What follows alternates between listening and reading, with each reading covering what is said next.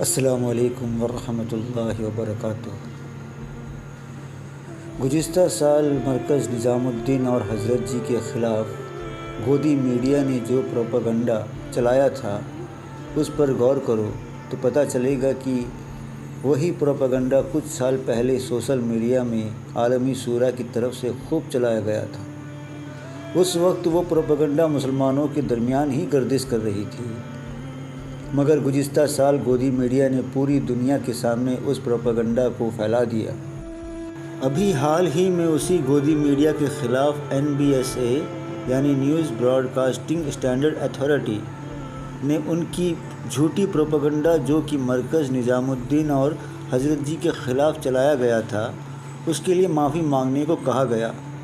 اور اس سے پہلے بھی سپریم کورٹ کی طرف سے یہ بیان آیا ہے کہ مرکز نظام الدین تبلیغی جماعت کے خلاف میڈیا نے 50 سے زیادہ فیک نیوز چلایا گیا ہے، اور بھی کچھ ہائی کورٹ سے کچھ ایسی باتیں کہی گئی جس سے یہ پتہ چل گیا کہ مرکز نظام الدین اور حضرت جی کے خلاف سازش رچا گیا ہے۔ بات گودی میڈیا کی نہیں ہے، ان کا تو کام ہی اپنی آقاؤں کے گود میں بیٹھ کر ان کے حکم کی تعمیل کرنا ہے۔ بات تو ان کی ہے جو بھیڑ کے لباس میں بھیڑیے بنے ہوئے ہیں، جو مسلمانوں میں رہ کر مسلمانوں کے خلاف ہی جھوٹی پروپیگنڈا میڈیا تک پہنچاتے ہیں۔ تاریخ اس بات کی گواہی دیتا ہے کہ مسلمانوں کو غیروں سے زیادہ خود مسلمانوں سے ہی نقصان پہنچا ہے۔ آخر کون ہے وہ مسلمان جو مسلمانوں کو ہی نقصان پہنچانے کے لیے گودی میڈیا کا سہارا لیا؟ صحابہ کے دور میں ایسے مسلمانوں کو کیا کہا جاتا تھا جو غیروں کی مدد سے مسلمانوں کو نقصان پہنچانے کی کوشش کرتا تھا، اور ان کی شرعی حدود کیا تھی؟ گودی میڈیا نے تو اپنی جھوٹی پروپیگنڈا پر معافی مانگ لیا، مگر کیا یہ لوگ معافی مانگنے کی ہمت رکھتے ہیں؟ سیدھی اور سچی بات تو یہ ہے کہ پوری دنیا کی قوتوں کے ساتھ بھی تم اور تمہاری تتھاکتھت عالمی شورا کے نام سے چلنے والا کمپنی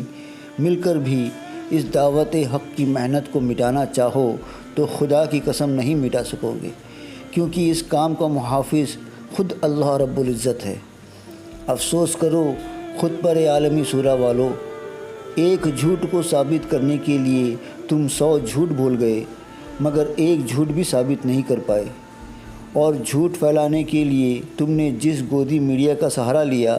آج اس گودی میڈیا کی جھوٹ سے وہ لوگ پردہ ہٹا رہے ہیں جس کا اسلام اور مسلمانوں سے کوئی تعلق نہیں، مگر تم اپنے جھوٹ سے باز نہیں آئے۔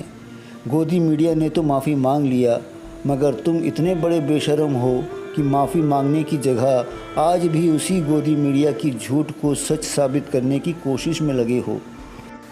یاد رکھے جھوٹ کی عمر تحقیق کے دروازے تک ہی ہے، اور جو تحقیق کا دروازہ نہیں کھٹکھٹاتا وہ بھی جھوٹوں میں شامل ہے۔ چنانچہ حدیث کی روشنی میں دیکھو تو جھوٹ پھیلانے والے اور اس پر بغیر تحقیق کے یقین کرنے والے دونوں ہی جھوٹوں میں شمار ہیں۔